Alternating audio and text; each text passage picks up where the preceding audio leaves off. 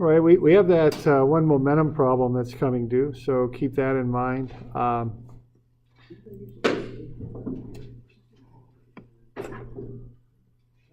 Oh, here's that. Oh, I see. I'm just blind. All right, so let's kind of have a look here. So what we got going on with this one problem here is we've got a series of kind of steps as this, we start off with this little projectile A. It's moving on a flat surface. Now keep in mind that this thing's moving on a flat surface. It's not changing elevation.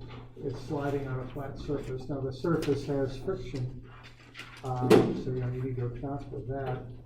But it is a flat surface. Anybody need a copy of this thing? I've got a couple copies.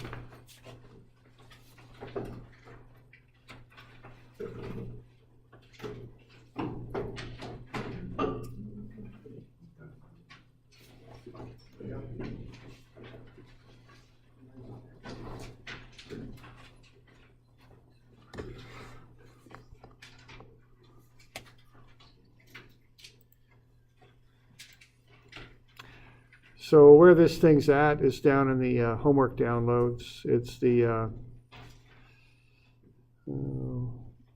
angular momentum problem, which looks like it needs to be turned on so people can see it. So let's do that.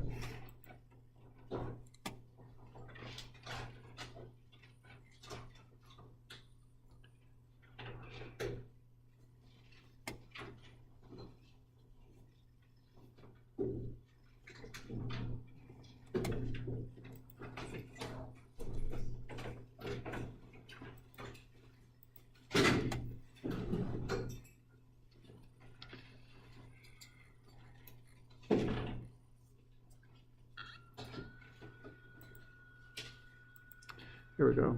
So it's this one right here, for those of you online. So it looks like that. Okay.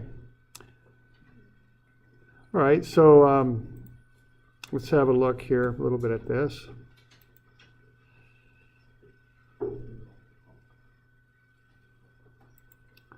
So what we have here are a series of steps as this projectile A slides. Okay, on the flat table, we want to know its velocity just before it hits B.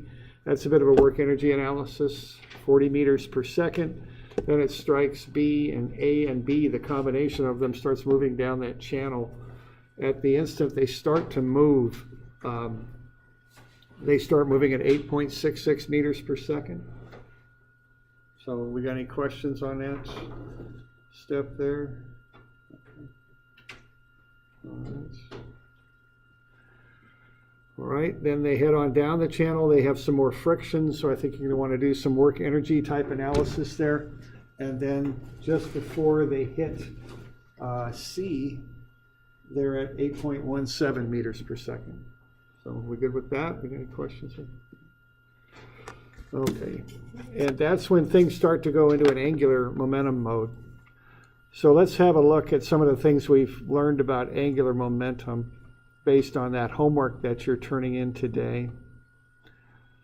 All right, here's one thing that we've learned. We've learned that if you take an object that has linear momentum, i.e. this is problem 261, where we're looking at that 3 kilogram mass moving at 2 meters per second, what you can do if it's about to have angular momentum is you can assign it that moment arm of the object about that it's going, the moment arm that indicates the distance it's going to spin at, okay, about some central point. In this homework problem, it's point A. So that thing's going to stick to that armature and then rotate around, and that's point A there. So what you can do then is assign that linear momentum a distance, okay, and to make it into an angular momentum. So that distance then would just be the perpendicular distance from A to wherever that object is. The perpendicularity would be with the velocity vector. Okay, so that's one thing we learned with this problem here. And so we good with that? Okay.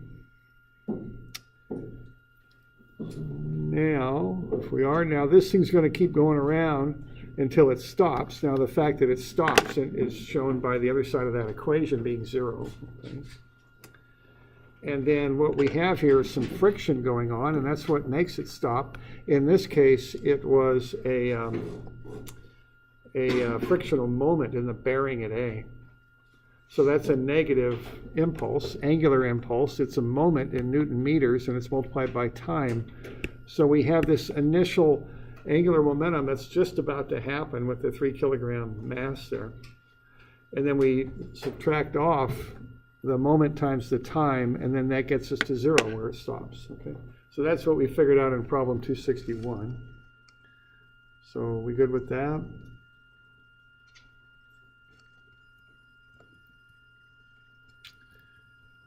All right, now in problem 263, we figured out something else, and that is that there's a distinct difference here between angular velocity and linear velocity. Angular velocity is theta dot, okay? Linear velocity is v. Now, even though it's angular momentum, the equation calls out for v. It wants linear velocity, which is r times theta dot. In this case, r, which is the offset distance from the central axis here, right there, is equal to d. Even though they got different letters, they're the same number. So if you look at that first mass there, r is 0.15 here. So that finds its way into the term for d, and it also finds its way into the velocity term, which is r times theta dot. Okay. And then we found that really all you have to do to account for those two different masses is create two different terms. There's nothing more to it than that. It's not like you need to do anything really exotic there or anything with mathematics. You're just adding two terms together. That's where that summation sign comes from. Okay. So are we doing all right with that? Question? All right. And then the last thing here that we learned is that another way to generate an angular impulse, other than that frictional, the bearing friction that we were just looking at, you can also generate that moment by taking a force times the distance by the moment arm. That's another way to generate an angular impulse. Okay. So those are some things that were covered in the homework problems that you've already done, and those are all things that can be applied to solving this problem. You know, once this thing starts to spin, it's going to have some friction acting on it, and the friction will, of course, oppose the motion in any location where that where those weights are at. This thing is constructed such that the armature is up above the surface, so what causes the friction is the weight of the blocks times the coefficient of friction. Okay. And you have, again, a similar situation here where you're going to have AB that's sliding into C. Okay, and then makes this whole thing start to rotate. And then, what else do we got here? The last little bit on this is that idea of how to handle this, how to get this down to one variable, let's say. The problem you might have with this is that you've got two different velocities at either side of the object, of the armature.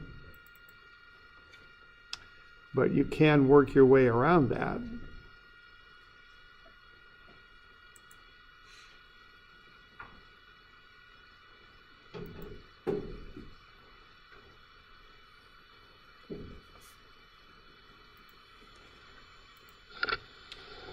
So if you look at this motion happening here as this thing starts to spin, how do the velocities of these two blocks compare? Are the velocities the same?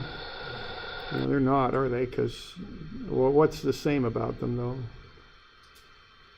If V, A, B, C does not equal V sub D, I think that's true. What can you work with? What's the one variable you can work through? Yeah, the theta dot, right? Because it's one assembly spinning together. All right. So that's kind of the tools to put together on this thing. Just running through some of that stuff. Do we have any questions on this thing?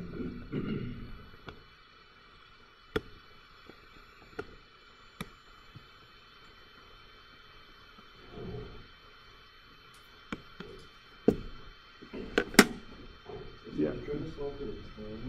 Yes.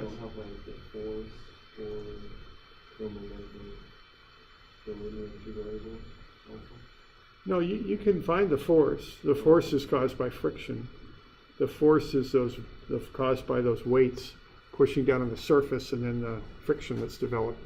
That's what I'm showing there in blue. You know, those two arrows that I'm showing right there are the frictions, and they'll stay perpendicular to the motion.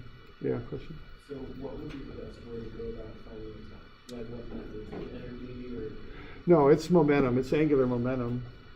The time is embedded in the angular impulse expression. Okay.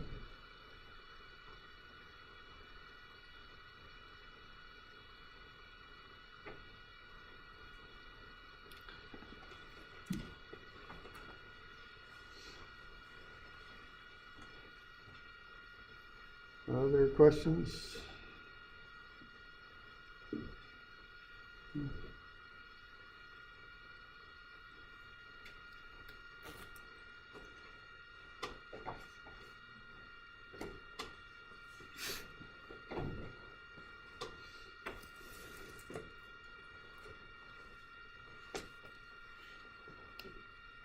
Does the angular velocity help us to find the time? Yeah, the angular velocity gets into the momentum expression. So, you know, the basic equation is this.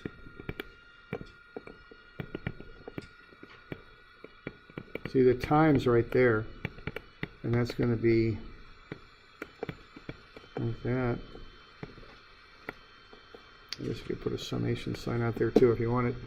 Okay, so you know, you use the angular velocity to get to the v, you know, to kind of define that.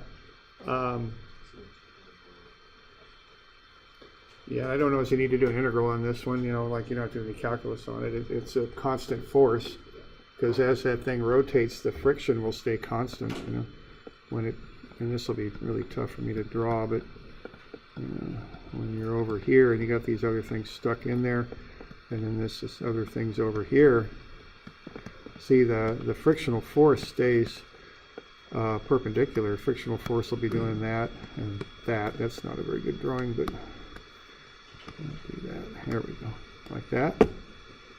So as that thing spins, the frictional force stays constant, so there's nothing to integrate there, you know.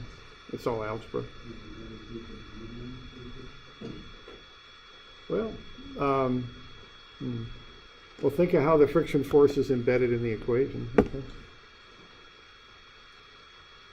So do we add together those two? Yeah, it's just simple summation. It's just like the homework there. When you've got two different things, you just add the effects together. There's no real, you know, fancy interactions or anything you can account for. It's just summation.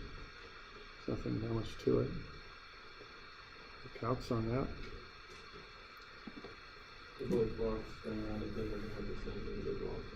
I think so, yeah, right.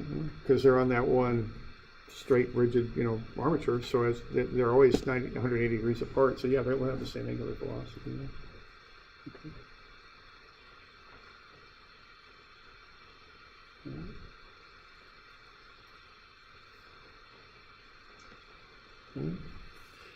All right. Well, I'll give you the weekend on it if you want, but you know, don't obsess over it or anything. But you know, I'll give you the weekend if you like. So let's do Monday, 15, 16, set the 18th. You could turn, because I got a bunch of grading. I'm grading those tests, and I'm backed up on the homework. So turn in Monday if you want. It's up to you. Okay. I'm sorry now.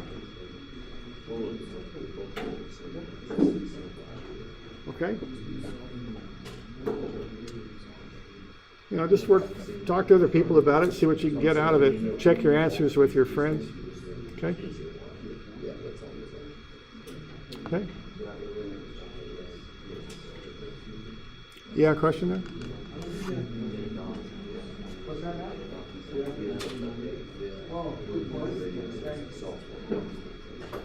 Yeah, we don't have class on Monday. Monday's a day off, so I guess that makes it Tuesday. So. It's a holiday, President's Day. So you can turn in, you know, if you like, you can turn in Tuesday if you want a little more time on it. But like I say, don't, you know, just do what you can with it. It's worth 8 points or something, so it's, you know, do what you can, okay? All right? But, you know, this does, you know, there is some method to this. The little homework problems, the intent was to give you the tools to solve this. That's how this all fits together. All those little pieces can be kind of put together here. And I think this will help you understand angular momentum a little bit better. That's my intent here in doing it this way. Okay. All right. So any other questions? Okay. All right. Well, off we go then. We'll get into this rest of this rotational problem here. All right.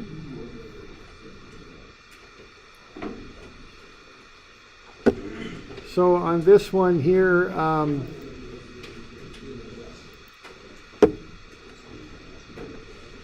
what we've got, we've got this point A there is on a disk. The disk is rotating counterclockwise. We've got the angular speed and the angular acceleration. Angular acceleration is constant. And we just want to determine the velocity and acceleration of that point, 0.4 seconds after the moment shown here. We want vectors for it. What we're doing, we're just kind of building the tools to be able to do these types of calculations. That's the intent here. So importantly, we change the RPM into radians per second. That's important. Then we did the basic information to find some of the magnitudes of things and positions at 0.4 seconds. So we use these constant angular acceleration equations to do that. And then we use two different approaches. And as I mentioned, you could do it either way. Okay, we're doing the trigonometry here first to find the angular position. It's 106.4 degrees. Then, in case I needed it, I developed a position vector from the origin to the new location of A, just based on some trigonometry there with the angle and the distance being the radius of the disk. All right, and then I did a geometric approach. Found the magnitude of the velocity. Notice that it's a vector pointing down left at 16.4 degrees. Then I used the magnitude of the, the magnitude of the velocity and the trigonometry based on how that velocity vector was pointing to break it up into I and j components. That's one method. The advantage of this method are the calculations are a little simpler. However, you do have to be able to visualize and see and kind of do the trigonometry. So the advantages are the simple calculations. Disadvantages are the reliance on visualization and trig. Okay, this is how I tend to do it myself. Method number 2 is to use a cross product to get the velocity. You cross omega with the position vector. The advantage of this is it's foolproof. Once you got those vectors in there, it just knocks the answer out. The disadvantage is perhaps that you have to do a few more calculations. Okay. And as I said yesterday, you can do it any way you like. I have no preference, for how you do it. It's up to you. Whatever way you like is fine. Okay. So we got any questions on that stuff? All right.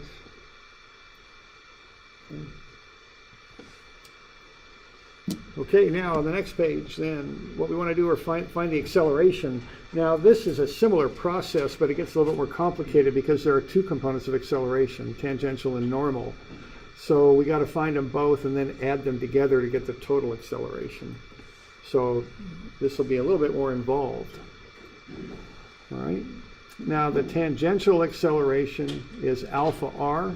We got alpha, it's 2 radians per second squared it's given, and we got the radius of the disk, 0.6 meters, so 1.2 meters per second squared is the tangential acceleration. Now the tangential acceleration points in the same direction as the velocity. Okay, down left it's 16.4 degrees, so there it is. So I just do that and throw the trig at it here. So I'm going to use minus, because it's to the left, 1.2 times cosine 16.4. That will get me the x component of that tangential vector. Okay, so that's adjacent to the angle, so that's that component. And then I'll use minus, because it's down, 1.2 sine 16.4 for the j component that's doing that. And when I combine those things, I get negative 1.151 I minus 0.339 j. Okay? So I kind of did this in 2 steps. I found the magnitude first, alpha r, which is 1.2, and then I do the trigonometry. If you want to get fancy about this, you could say that we're doing a coordinate transformation, that we start doing the calculations in normal tangential coordinates to get a sub t. Then we transform that to the xy coordinate system. But that might be a little bit, it's not really quite that fancy. I don't think we're just getting the a sub t, noticing it's down left at 16.4 degrees, and doing the trig. I mean, that's about it, okay? All right. And then similarly, you can find the normal acceleration. It's omega squared r. We got omega. We found it earlier. It's 1.114. The radius is 0.6, so omega squared r is 0.7446. That's down and to the right. All right, so what we got here is we've got 106.4 degrees there and there. That's a 180 degree line, so that means this is 73.6 right here. So that normal acceleration is going down and to the right at 73.6 degrees. So we got 0.7746 times cosine 73.6 I minus 0.7746 sine 73.6 j. So that'll give us the normal acceleration, 0.2102 I minus 0.7143 j.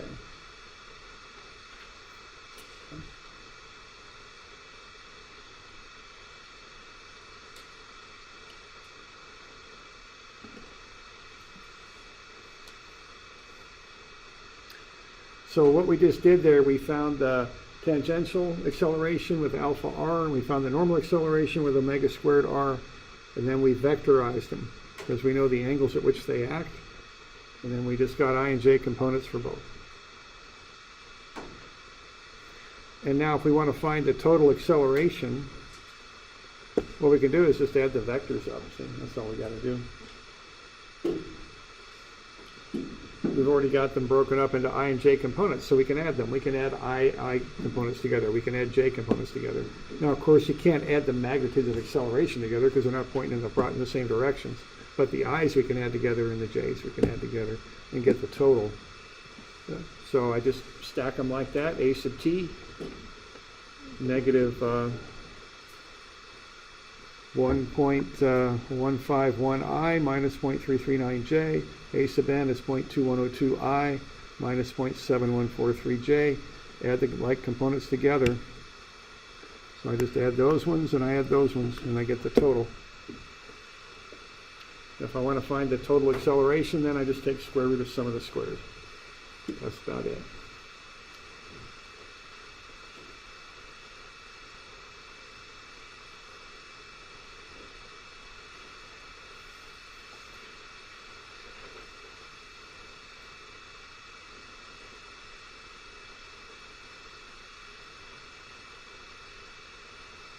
We got any questions on that?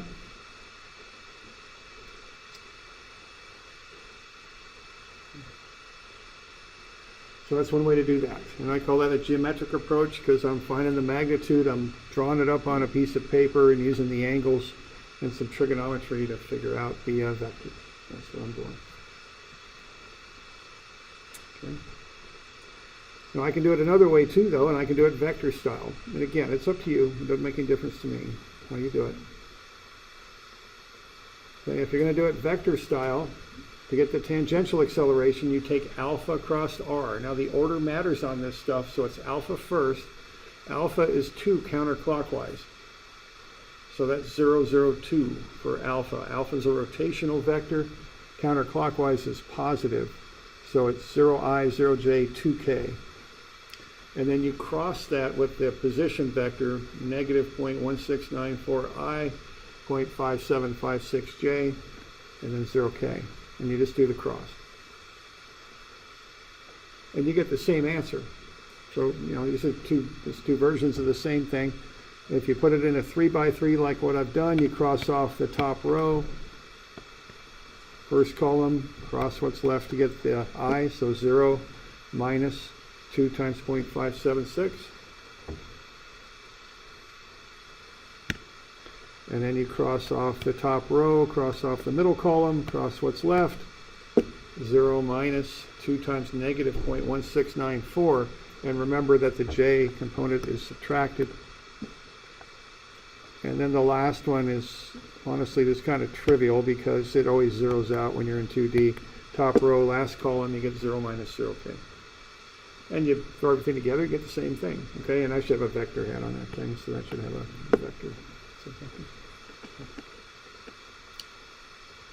All right, so to get a tangential acceleration, you do a cross.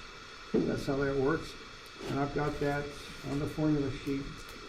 So, you know, always keep your eye on this thing. Just, you know, be sure you know where stuff's at and how it's formatted and all that.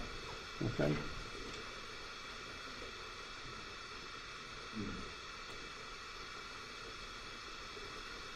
So that's over on the right.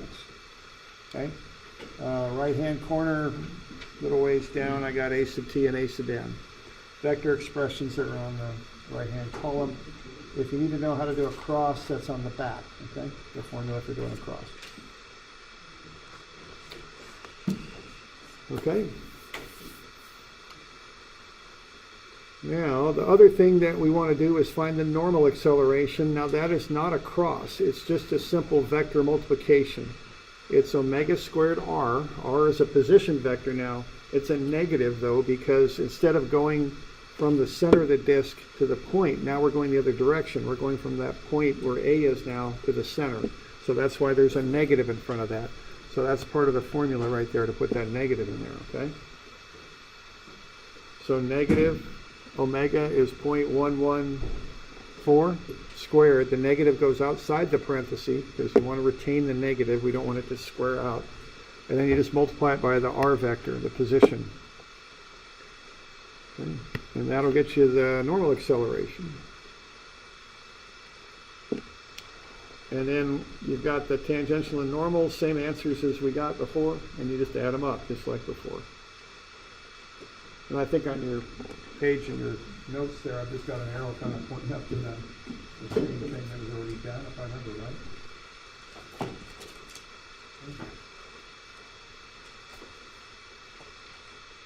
So that's just some kind of, I don't know, just a process for doing the vector algebra. That's what we've got there. That's how you do it.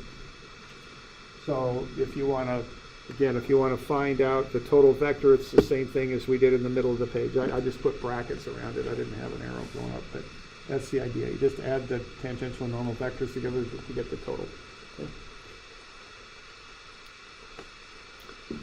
Okay, so that's just kind of to prepare you to do some of the stuff we're going to do down the road here.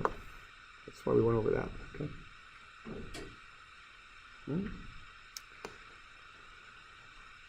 All right, now the next thing is gears, okay? Now this is something especially mechanical types might run into, so we want to cover this just so you have an idea how to do it. Okay. So what I have here next is just a little thing on gears. Now you see gears in a lot of different applications. Probably the most common are just gears that are meshed together like that. You know, if you ever tore apart a transmission, you might see some gears in there on a car. Here's a set of gears on a drafting table. Now there's other ways to make the connections. The most straightforward way is to mesh them directly together, but you can join two gears together with a chain. You can join two flywheels together with a fan belt. It's the same idea, okay?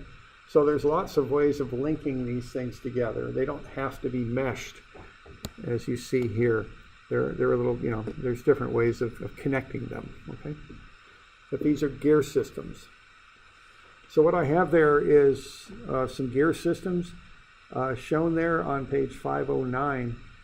And we've got the angular speed of A is given at 60 radians per second, and that thing's spinning clockwise. And what I have here is kind of a, I don't know, is that an isometric view or oblique? I'm not sure what, but it's kind of a 3D representation. Then I have a top view, so kind of we're on the top, we're looking down, and here's the view you would have of those meshed gears. And I have the radii of the gears shown. Okay, now we want to know a couple of things about this. We want to know the magnitude, and we also want to know the direction. So why don't you sketch the directions of those gears. Notice that B and C are on the same axle there. Which way are B and C spinning, and which way is D spinning? So it's going to start with that, and then we'll run the numbers.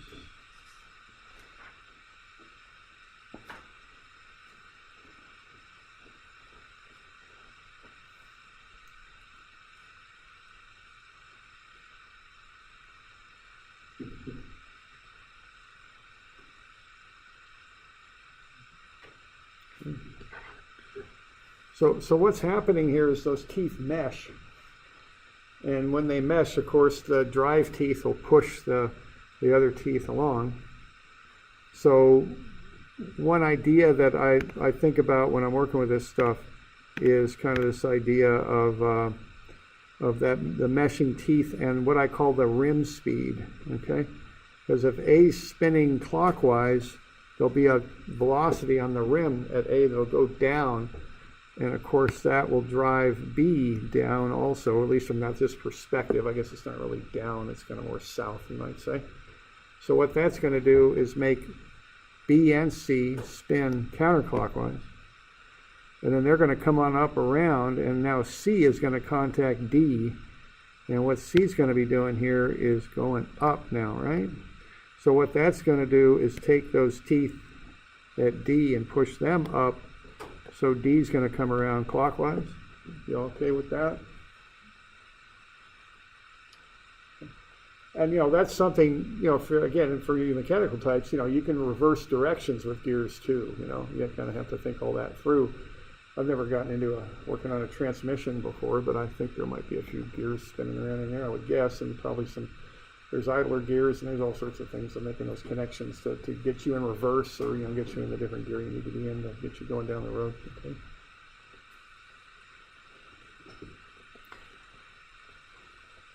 All right, so we got the radii on the gear, that's given. We got the speed. So I like to do my little tables when I can, and this is just a habit picked up from my own personal lack of organization and some work habits too, because a table I screw up less on is kind of how that works for me. So this reduces my error rate. If I can get all my work on a table, I just fill in the numbers and just run through it. It's cleaner, and I just make less errors. So if I can, I like to do this. And so this with gears, it makes a nice table, and it's a good approach, I think.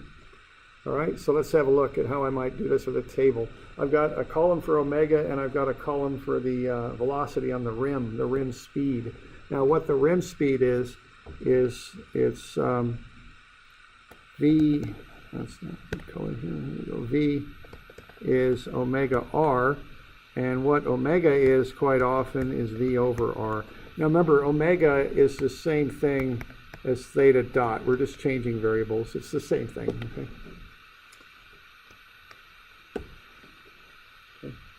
All right, so I start with omega at 60 radians per second. Now what I want to do, see, the rim of A will contact B, so I want the rim speed. So all I got to do is take 60 radians per second times that 50 millimeter radius that I'm given, and I'm converting that into meters. So I'm working my way down, So 60 times 0.05 is 3 meters per second. So that's the speed on the rim of A. Okay. Yeah, question there? Would it be negative 60 meters per second going clockwise? I guess, yeah, you could say that, right. I'm more concerned with magnitude here. I've already got the directions, but you're right, it's clockwise, so it would be negative. I guess the signs to me are just an indication of direction. And I think the right-hand rule is kind of an accident of the fact that most of us are right-handed. I don't think there's anything, like absolute about it, you know what I mean? So if I were to get those arrows on there, I'm comfortable enough doing numbers. And also, I don't quite know how to do the sign switch because when two gears mesh, they spin different directions. So I'd have to remember some rule for that, but I'm not quite sure how to do that in a nice, clean way. So I just did magnitude. But yeah, you're right. Technically, it would be negative, correct? Okay. All right. So 3 meters per second on the rim. So that's happening right here. That's going down. And see, that's going to match B. So I just take that 3 meters per second and just run it over, okay? Now what that's going to do is that's going to make that assembly BC spin at a certain rate. And it's see, B is the point that has that velocity, that 3 meters per second. So if I divide out the radius of B, I'll get the angular speed of that axle. So I'll take 3 meters per second, divide it by the radius. 80 millimeters is 0.08 meters. So that's 37.5 radians per second. Okay. So that's the angular speed of that axle with the two gears on it. Okay. And that's coming around this way. So that's going up there. Now what's happening here is both B and C are on the same axle. So I can just take that angular speed and just kick it over to C because they're on the same axle. It's the axle that's spinning at 37.5 radians per second.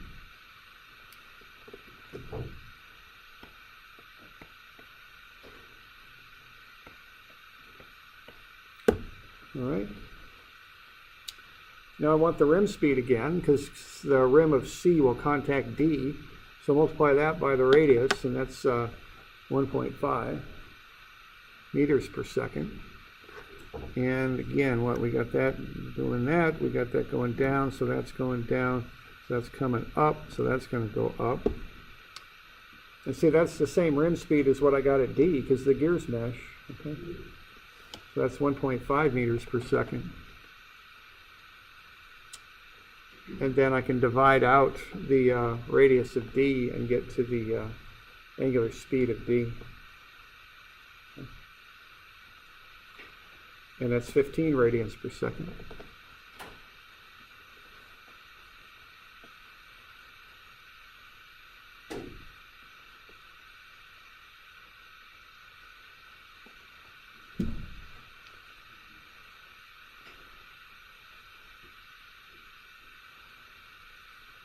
All right. So that's how I work through that. Now, so I like setting up this table. Now this one just happened to completely fill, and you can kind of see how I work through it with the arrows. Part of that reason it completely filled like that was the fact that B and C were on the same axle, So the table won't have the same pattern every time. It depends on how the gears are put together and how you'd work through it. Okay.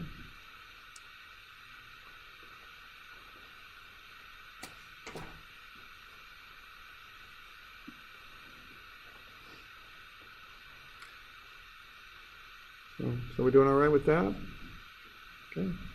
So that's a method, that'll work for gears, just mesh them together, build a table, just work your way through.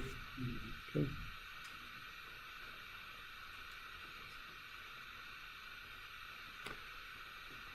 All right. Now, so that's just some things on angular type work that we might do. Now we've got, let's kind of look at the next one here, the next thing to do. Now, we're going to start looking at relative motion now that machines have and some different types of devices have. So I think we're going to start looking at this thing that that for some reason we focus on a little bit in dynamics, and this is the idea of a wheel that rolls without slipping. Okay, we're going to have a look at that next. Let's see what we can do here. Let's go here. Let's go again. Here. F. Functions.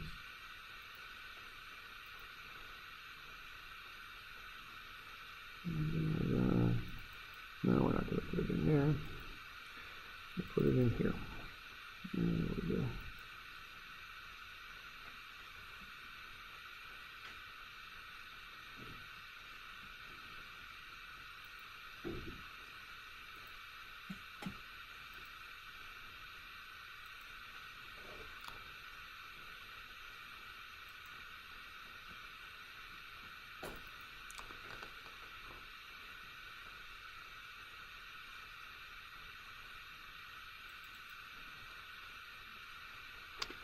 All right, so let's have a look at plane motion for starters, okay?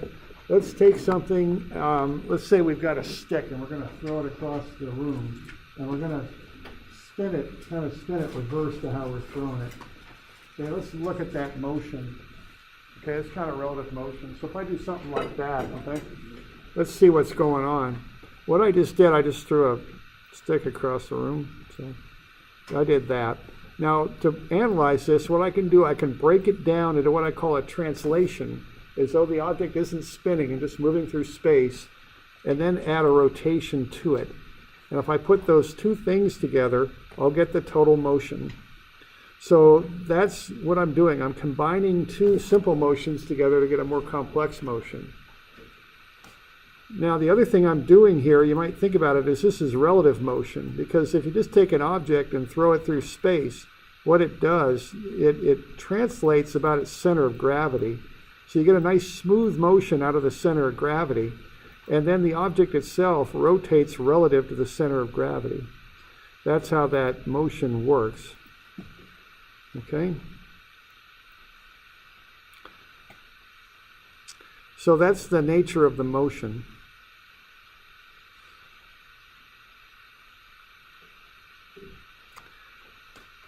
So if we combine those two motions together, we get the total motion. That's the idea.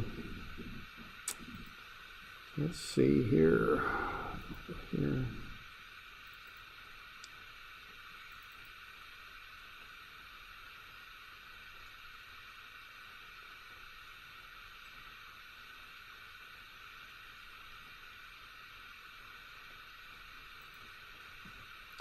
All right, now let's kind of apply that to a situation that we run into sometime with vehicles.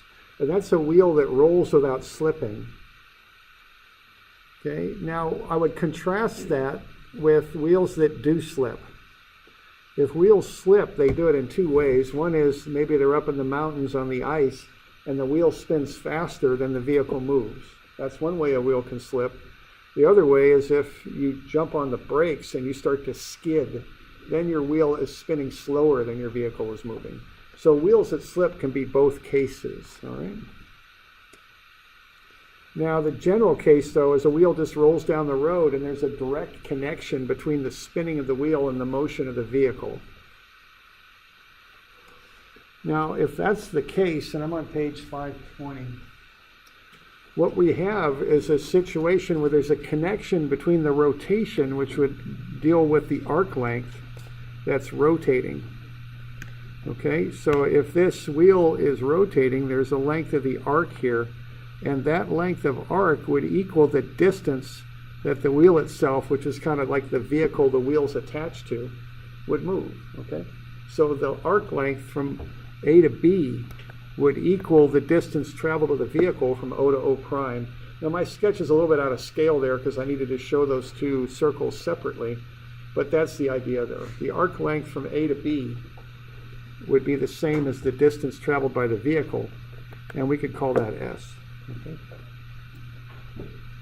So the velocity of the vehicle would be the distance from O to O over the time. Okay, and that would be S over T. Distance over time, and that would be the velocity. Now, if we look at the angle and the angular speed here that's traveled, the angle would be the arc length divided by the circumference. That would be the proportion of the circle that's spun around. So that would be S over the circumference 2 pi r. And then that would be the proportion of a full circle. So we'd multiply it then by the number of radians in a full circle, which is 2 pi radians. So that angle AOB, when you do the cancellation here, is just S, the arc length, divided by R, the distance. And that would be a radian measure. Okay. So to get the angular speed then, I take this S over R term for the angle and divide it by the time in which that angle turned. So that would be S over RT. Okay, so that's the angular speed. Now, if I look at how fast a point on the perimeter of the wheel is rotating as that's coming around, so just the rotational velocity of these points, that would be the angular speed times the radius, because we had V equals, first we called it R theta dot, and then we called it omega R. It's just omega and theta dot are the same thing, right? So the velocity on the perimeter, simply due to rotation, is this angular speed, S over RT times R. The R's cancel, so what we get is that's the speed of a point on the perimeter of the wheel as the wheel rotates. That's simply due to the fact it's rotating.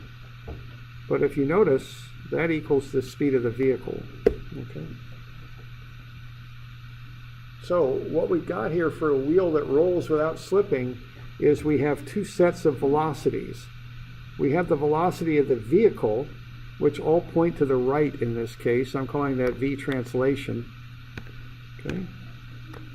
But as that's occurring, we have the velocity of the points on the rim of the wheel that are rotating. And that has the velocity of those points have the same magnitude. That's V rotation. They go like that, and like that, and like that, and like that as the object rotates. Okay? So what we have there are two different velocities occurring. The velocity of the wheel to the right, which I'm calling V translation, I've got that in blue, and then the velocity of the rim of the wheel as it rotates simply due to rotation, calling that V rotation. So if you want to get the velocity of any specific point on the wheel, you have to do a vector addition. So the velocity at the center of the wheel, well, that's just the velocity of the vehicle, that's V0.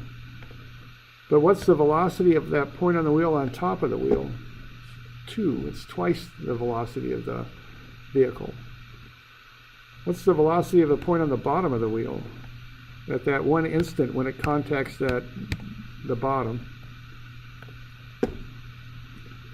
0, yeah, because it's sticking to the road for just that one instant. Now it's accelerating, so it's about to move. Well, it's about to move through, but for that one instant, that velocity on the bottom of the wheel is 0. Okay. How about this other one here? Point A, so you're going to do a vector sum to get that one. Same thing with point C. Okay? So we got a few different velocities going here. We got to keep them kind of straight. We got the velocity of the vehicle, which is the velocity of the center of the wheel, but we also have the velocity of the rim of the wheel as it rotates. And then we can use a vector addition to get the absolute velocity of any point on that wheel at any time. Okay? So that's a little thing about wheels that rotate without slipping. So why don't we get you a couple of these to do? How about 271 and 273? And why don't we make these due Wednesday? Which ought to be the 20th, I think. Okay. And we'll carry on more with this wheel stuff. Okay. So we'll call it good.